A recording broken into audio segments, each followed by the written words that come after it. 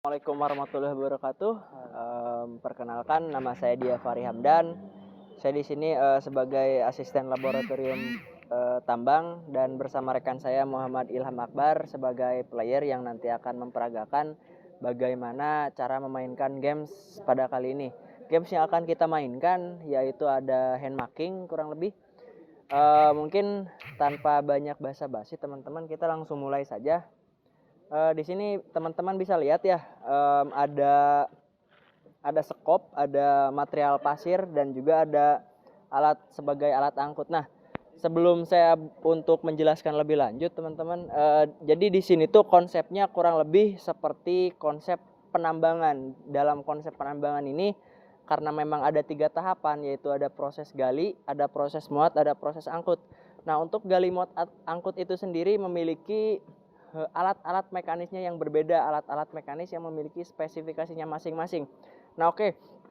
Saya bakal kasih tahu dulu. Yang pertama itu ada proses penggalian dan pemuatan. Nah, di sini kita bisa lihat ada proses gali, muat. Nah, itu pemuatan. Lalu digali lagi, lalu ada proses pemuatan. Oke, nah di sini kita kalau misalnya teman-teman agak bisa melihat kegiatan pertambangan, proses gali muat ini teman-teman bisa menggunakan eksavator lalu dimuatkan ke alat angkut, ke dump truck. Nah, pada games kali ini konsepnya sama. Nanti kita akan memiliki rute. Jadi gamesnya adalah kita memuatkan material ini lalu akan didamping ke daerah sana. Nanti kita langsung bakal peragakan saja. Bisa langsung.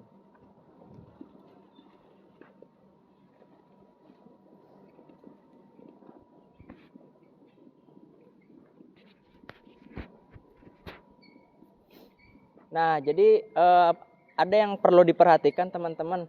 Nah, karena memang ini konsepnya pertambangan ya, misalnya dari dari tempat penggalian dan pemuatan tadi, misalnya teman-teman punya volume dan punya tonase sekian, maka kurang lebih kita berusaha untuk tidak mengalami kerugian. Dengan artian ketika di sana memiliki volume sekian, berarti di sininya juga harus mendekati volume sekian, karena itu bisa terpengaruhi akibat adanya density loss atau bisa disebut dengan material yang berjatuhan, baik itu entah dari pemuatan ataupun entah dari hal yang lainnya. Nah, kita di sini bisa langsung melakukan dumping atau penurunan materialnya.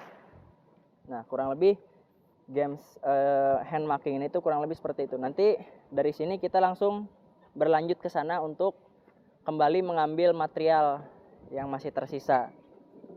Nah, bisa kita lihat teman-teman ya.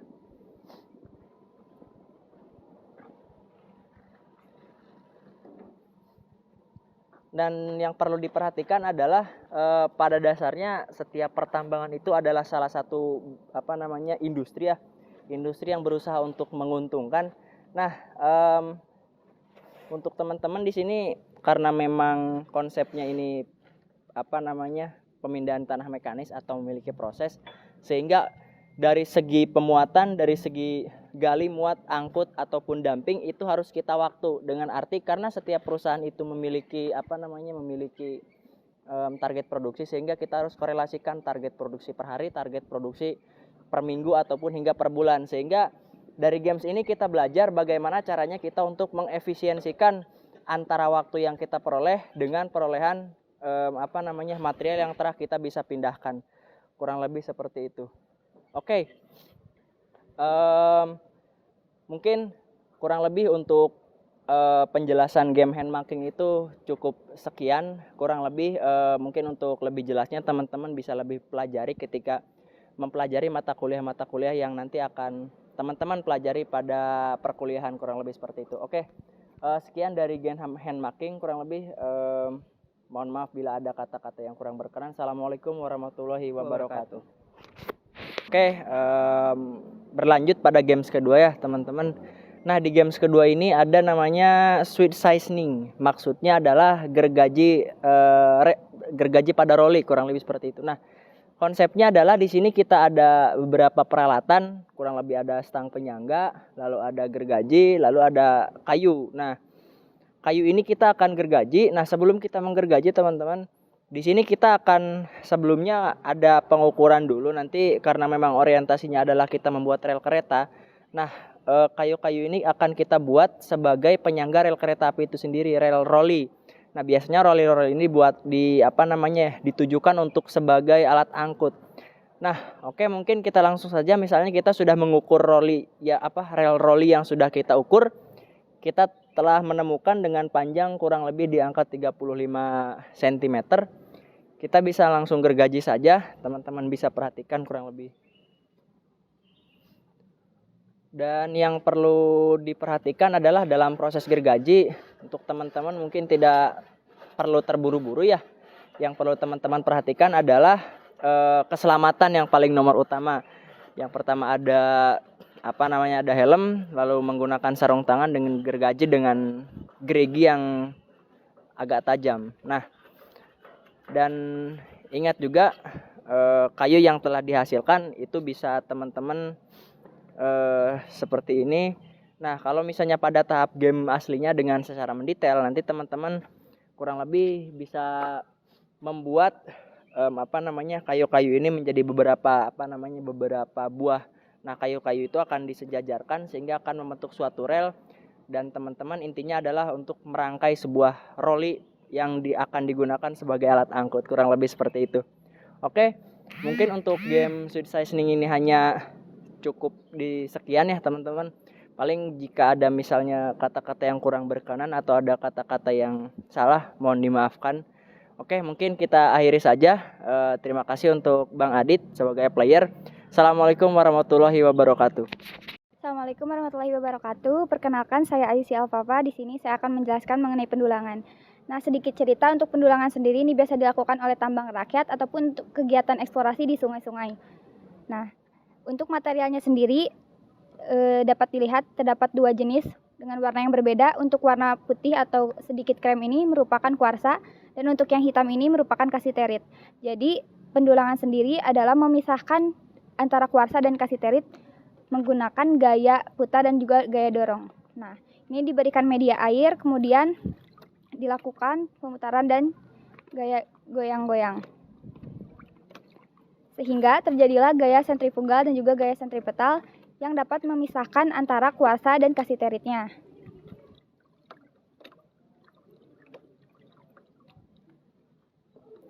Mungkin untuk pendulangan hanya sekian yang dapat disampaikan. Kurang lebihnya mohon maaf. Wassalamualaikum warahmatullahi wabarakatuh. Perkenalkan, saya Ben Guspanjadi dari Tambang Unisba. Dan saya Jipan Akbar dari Tambang Unisba. Di sini kami akan menjelaskan mengenai ilmu trigonometri yang dapat diimplementasikan dalam konteks lapangan. Ada beberapa alat yang akan kita gunakan. Yang pertama yaitu ada kompas. Kompas di sini kita menggunakan kompas geologi. Lalu ada juga roll meter. Kompas geologi di sini digunakan untuk menentukan suatu arah dan juga kemiringan. Lalu roll meter di sini dapat digunakan untuk mengukur jarak datar maupun jarak miring.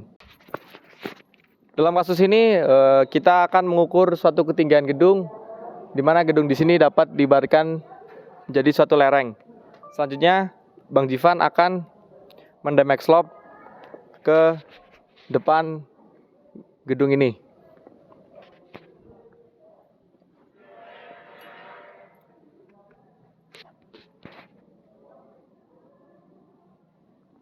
Setelah itu kita akan mendapatkan hasil yaitu 60 derajat untuk slope-nya.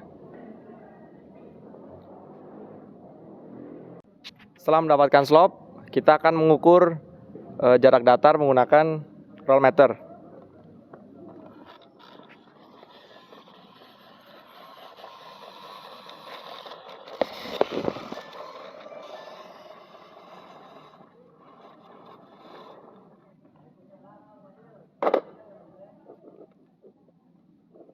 Untuk jarak datar sendiri kita mendapatkan 20 meter.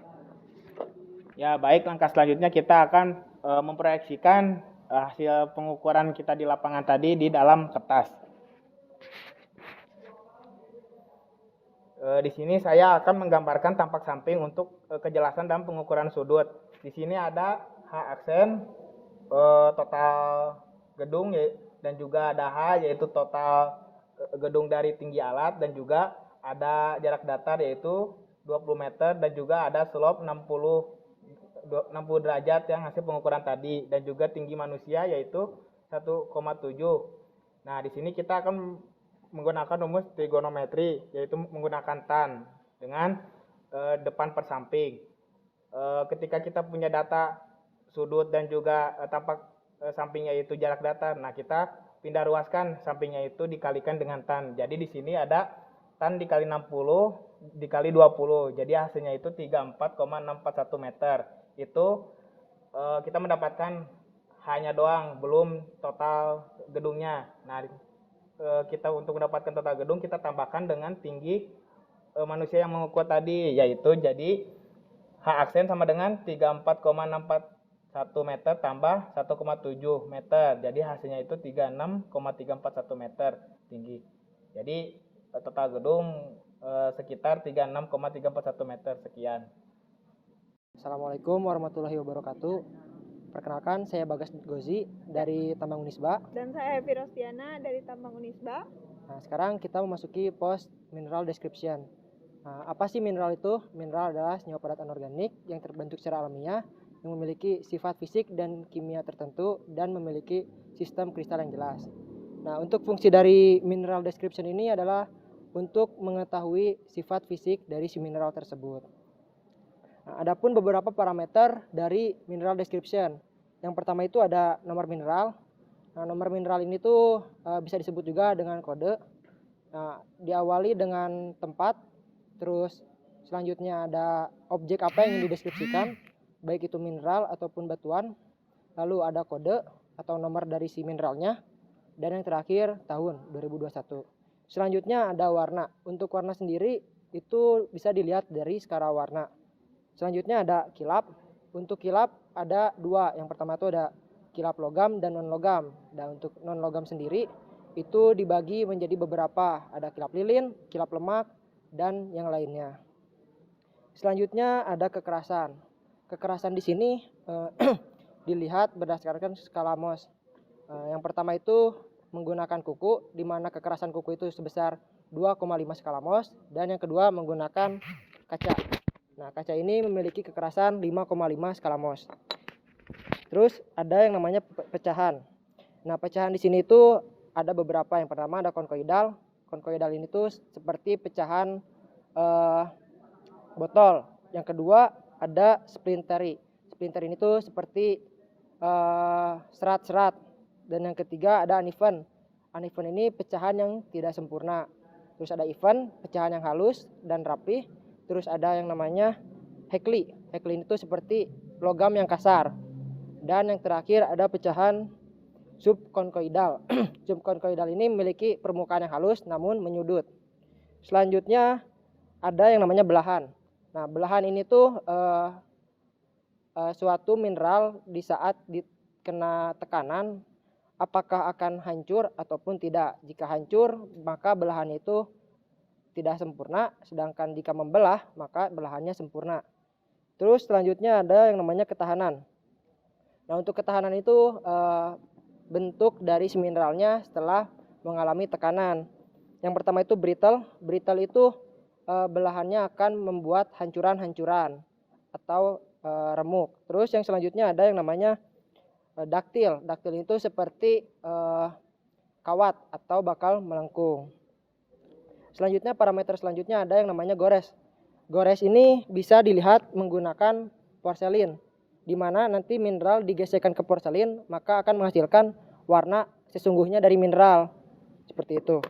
Selanjutnya ada kemagnetan. Kemagnetan dibagi dua, ada ferromagnetik dan diamagnetik.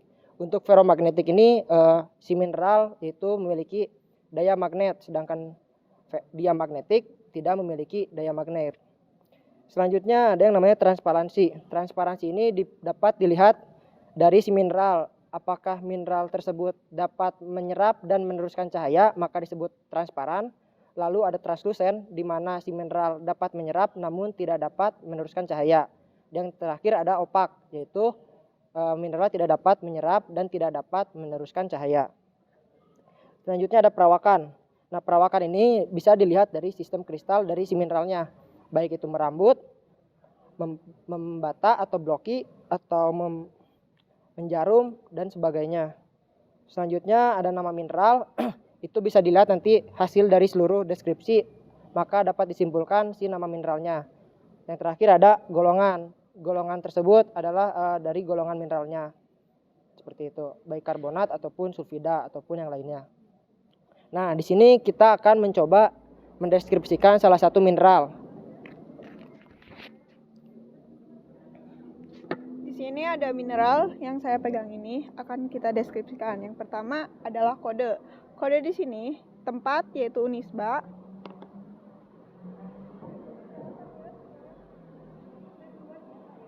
Garis miring MN atau mineral, garis miring kode batuan 010, garis miring tahun 2021.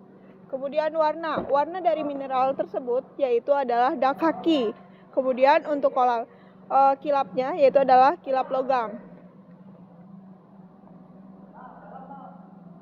Untuk kekerasan mari kita coba. Yang pertama adalah menggunakan kuku. Dia tidak tergores berarti lebih dari 2,5 skala Mohs.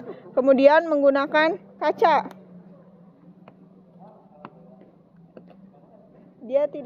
Dia tergores berarti dia lebih dari 5,5. Kekerasannya lebih dari 5,5 skala Mohs. Kemudian untuk pecahannya sendiri yaitu adalah uneven, pecahan dari si mineral tersebut. Kemudian belahannya itu dia tidak sempurna. Kemudian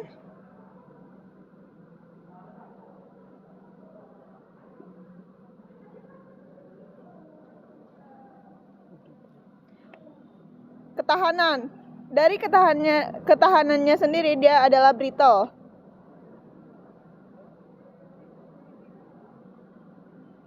Nah, selanjutnya adalah gores.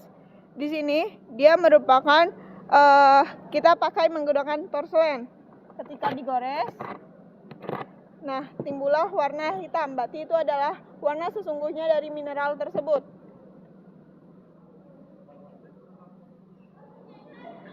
Untuk kemagnetan kita coba menggunakan Scrabble pen. Dia bukan magnet atau bisa disebut dengan diamagnetik.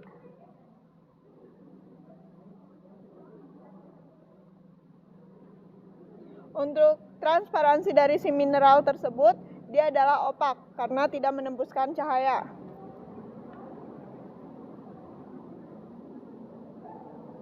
Untuk perawakannya sendiri kita bisa lihat.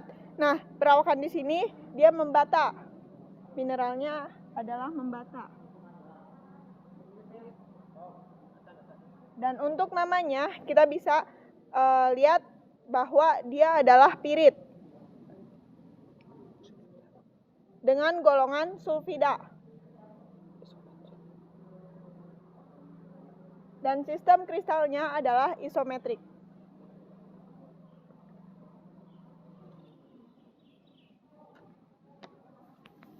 Nah, untuk pendeskripsian mineral ini cukup sampai segitu. Mungkin bisa di zoom untuk hasil deskripsinya. Ini untuk mineralnya.